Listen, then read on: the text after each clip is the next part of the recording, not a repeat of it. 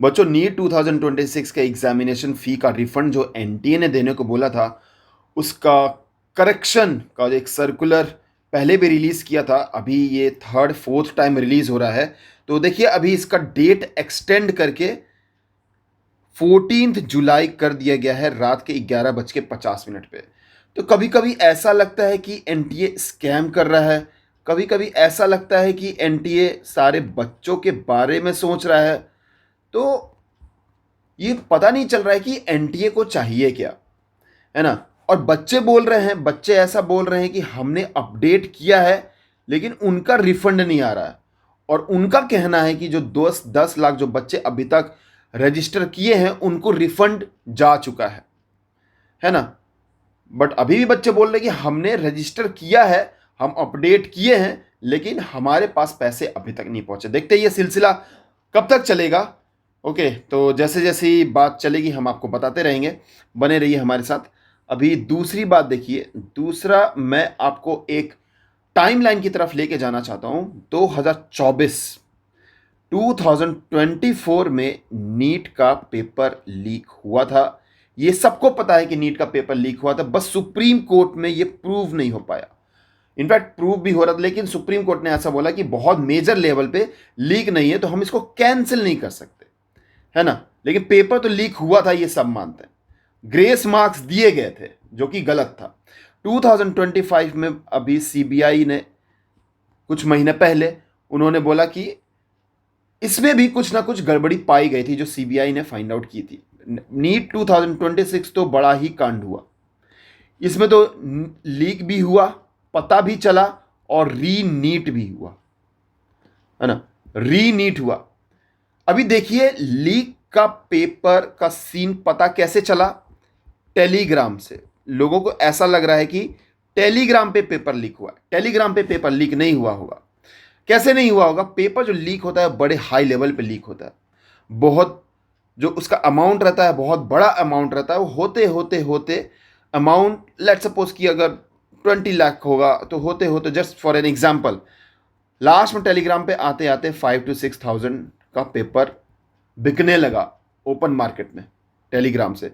इसलिए टेलीग्राम को बैन किया गया, ताकि टेलीग्राम पे ये सब ना हो सके। उसके बाद रीनीट होने के बाद देखिए, मैं लीक का सिलसिला बताता हूं कैसे।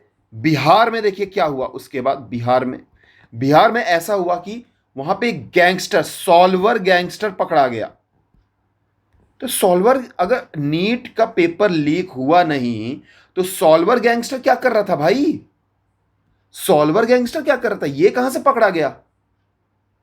हाँ, उसके बाद देखिए, एक न्यूज़पेपर, कोटा का एक न्यूज़पेपर, कोटा का एक लोकल न्यूज़पेपर ने ऐसा प्रिंट किया कि जो बच्चे 2026 का जो रीनीट का पेपर दिए हैं, उसमें ऐसा बोला गया कि कोई भी बच्चा 700 से ऊपर नहीं जा रहा है, क्योंकि पेपर टफ है। और उसमें ही ऐसा बोला गया था कि 2025 के पेपर में 700 से प्लस में बच्चे थे। यहां पे तो कोई नहीं जा रहा था, लेकिन यहां तो बच्चे थे। उस पेपर में ऐसा लिखा गया। अब उसी टाइम जब आंसर की आया, है ना, आंसर की आया, तो कोटा के किसी इंस्टीट्यूट ने, एक जानी मानी हस्ती इंस्टीट्यूट ने बोला कि उसके इंस्टीट्यूट से 17 to 16 बच्चे 700 से ऊपर आ रहे हैं। कुछ दिन बाद हुआ कि 680 प्लस पे बहुत सारे बच्चे हैं। 70-80 बच्चे होते होते अभी कुछ 10 दिन हो गए हैं। अभी ऐसा बोला जा रहा है कि 700 प्लस मार्क्स पे कम से कम 50 प्लस बच्चे हैं। तो बच्चे बढ़ कैसे रहे हैं यार? कहीं ना कहीं कुछ गड़बड़ हुआ है, कुछ ना कुछ जरूर फिशी है। इसमें सबसे बड़ा जो हाथ हो सकता है, ये कोचिंग माफिया। क्यों? इसका रीजन है। रीजन क्या है? रीजन ये है कि कोटा का जो पहले चल रहा था, जिस लेवल पे बूम चल रही थी, कुछ सालों तक कोटा का वो बूम गिर चुका था। एडमिशंस गिर चुके थे। क्यों? क्योंकि उस टाइम पे ऑनलाइन एडमिशन आ चुके थे, ऑनलाइन में एडमिशन ज्यादा हो रहे थे, ऑफलाइन एडमिशन गिर चुका था। तो कुछ ना कुछ तो करना ही पड़ेगा ना यार। तो बस सीन ऐसा हो गया, तुम बच्चों के भविष्य के साथ खिलवाड़ हो गया, है ना। तुमने बच्चों को एक मोहरा बनाया। उसके बाद देखिए क्या हुआ। अब देखते रहिए मैं क्या क्या बताता हूं। एडमिशन गिर चुके थे तो कुछ ना कुछ करना पड़ेगा, बस सीन हो गया, कोचिंग माफिया। उसके बाद अभी अभी क्या बोल रहे हैं कि हमारे इंस्टीट्यूट से 700 प्लस बच्चे पे, 700 मार्क्स पे इतने अच्छे बच्चे हैं, तो हमारे कोचिंग में आके आप एडमिशन लो 2027 के लिए। और वो ऐसा बोलते हैं कि नीट का यही लेवल होना चाहिए। क्या ये लेवल होना चाहिए नीट का? जो री नीट का जो 2026 का पेपर हुआ, क्या ये नीट का लेवल है? और बोलते हैं लेवल यही होना चाहिए, इसके लिए आपको मुझे हमारे कोचिंग इंस्टीट्यूट में आके पढ़ना होगा। तो कहीं ना कहीं ये माफियागिरी नहीं है क्या? माफियागिरी है, फिशी है, ऐसा नहीं हो सकता, है ना। आप बाकी का रिकॉर्ड उठा के देखो ना यार, उसके पैटर्न्स का रिकॉर्ड उठा के देखो। तो ये सारी बातें हैं, बच्चों के साथ इस बार बहुत गलत हुआ है। और तो और देखो, ये सब पे पर्दा डालने के लिए गवर्नमेंट भी मस्त है ना, गवर्नमेंट प्लस कोचिंग दोनों मिलकर सब कुछ चला रहे हैं। देखो क्या क्या मस्त बात है। अभी 2027 की क्या बात आई है, हम भाई एनटीए का रीवैम्पिंग करेंगे, एनटीए का रीवैम्पिंग करेंगे, एनटीए का टॉप टू बॉटम सब कुछ हम चेंज करेंगे। उसके बाद बोल रहे कि सीबीटी होगा। अरे जो बच्चा विलेज में पढ़ रहा है, जो गांव में पढ़ रहा है, उसके पास कहां से टैबलेट आएगा, कहां से फोन आएगा? वो बच्चा प्रैक्टिस कैसे करेगा, ये तो नहीं सोचे, है ना। सीबीटी करेंगे। अब सीबीटी में बोल रहे हैं कि 5 to 6 डेज के मल्टीपल शिफ्ट्स में एग्जाम होगी। अब शिफ्ट्स में एग्जाम मतलब कि नॉर्मलाइजेशन आना, है ना। और नॉर्मलाइजेशन है, ये नॉर्मलाइजेशन आज तक तो एसएससी वाले सुधार नहीं पाए, है ना। एसएससी में क्या जाता है, 140 मार्क्स बंदा स्कोर करता है, कोई कैंडिडेट स्कोर करता है, नॉर्मलाइज होके उसका आ जाता है 130 और कट ऑफ है आपका 131। ऐसा तो नॉर्मलाइजेशन का खेल चलता है। और ये नीट का मल्टीपल शिफ्ट का पेपर ऐसे चलेगा, हाँ। और ये भी बोल रहे हैं कि ये बोर्ड एग्जाम्स का भी मार्क्स जोड़ने वाले हैं। देखिए, बोर्ड एग्जाम्स का तो मैं पहले ही बता दिया हूं कि बोर्ड एग्जाम्स के मार्क्स तो कभी नहीं जोड़ेंगे।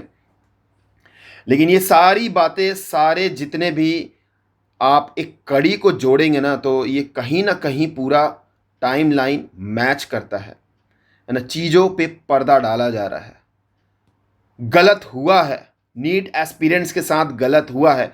और कोई भी ये बोलता नहीं, कोई भी नहीं बोलता कि आप ना ट्रैक चेंज कर लो। सब बोलते हैं, सारे कोचिंग इंस्टीट्यूट्स बोलती है, सबको पैसा बनाना है।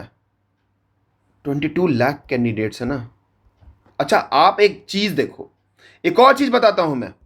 जो भी सीट्स इंक्रीज होती है ना, जो भी सीट्स इंक्रीज होती है, प्राइवेट में ज्यादा इंक्रीज होती है, गवर्नमेंट में क्यों नहीं इंक्रीज होती है? गवर्नमेंट में सैंक्शन लगने के बाद भी सैंक्शन हो जाता है कि गवर्नमेंट में इतनी सीट्स इंक्रीज होगी, लेकिन कुछ सालों बाद होती है इंक्रीज, और प्राइवेट में तुरंत। तो मैं तो मानता हूं कि कहीं ना कहीं ये 2024 से, इनफैक्ट 2024 नहीं, वो पहले से ही चल रहा होगा। 2024 में तुम्हें पता चल गया, है ना, सिर्फ ये डिजिटलाइजेशन की वजह से। 2025 का सामने आया, 2026 में तो टेलीग्राम से पता चल गया, तो टेलीग्राम को बैन कर दिया। टेलीग्राम बैन करने से थोड़ी कुछ होता है यार, है ना। टेलीग्राम बैन करे, वो तो दूसरी जगह से कर उसको करना होगा तो कहीं और से कर लेगा। बस ये है कि जो तुम्हारा पेपर हाई फाई पैसे में बिकने वाला था, वो चंद पैसों में बिक रहा था टेलीग्राम पे, इसलिए तुमने उसको बैन कर दिया और वायरल ज़्यादा हो गया। ठीक है, बाकी कहानी तो हमें रिजल्ट आने के बाद ही पता चलेगा। अगर रिजल्ट में कट ऑफ कम जाता है तो आप ये समझिए कि फेयर एग्ज़ाम हुआ है, लेकिन अगर रिजल्ट में कट ऑफ बहुत हाई जाता है तो कहीं ना कहीं फिशी है ना, गड़बड़ जरूर हुई है। तो एक फेयर इन्वेस्टिगेशन होना चाहिए उसके लिए। ओके, एक बात और मैं बता दूं, देखिए, बच्चे 3-4, इनफैक्ट मैं तो आज एक कमेंट भी देखा था कि एक बच्चे का 7th ड्रॉप है। हालांकि उसने एमएससी कर लिया है लेकिन उसका 7th ड्रॉप है ना। बहुत ड्रॉप हो गए हैं, बच्चों को समझ में नहीं आता कि हम क्या करें। मैं बोलता हूँ यार ट्रैक चेंज कर लो यार, कर लो ट्रैक चेंज। बहुत सारे कोर्सेस हैं यार, बहुत सारे कोर्सेस हैं, सब फील्ड बहुत अच्छा है ना। सारे फील्ड्स बहुत अच्छे हैं। ये कोचिंग इंस्टीट्यूट्स के आप इन चक्करों में मत पड़ो। अगर आपको लगता है कि बहुत ज़्यादा ड्रॉप्स हो चुका है, 4 सालों में अभी तक आपने कुछ भी नहीं किया है, आप ट्रैक चेंज कर लो। असिस्टेंट प्रोफेसर बन सकते हो यार, एमएससी वाला असिस्टेंट प्रोफेसर नहीं बन सकता? हाँ, बहुत सारा है यार, लाइफ में बहुत कुछ कर सकते हैं। अपने लिए जी लो यार, अपने लिए जी लो। बस यही बोलना है यार, अपने लिए जी लो यार। चलिए, मिलते हैं अगले वीडियो में। Thank you for watching.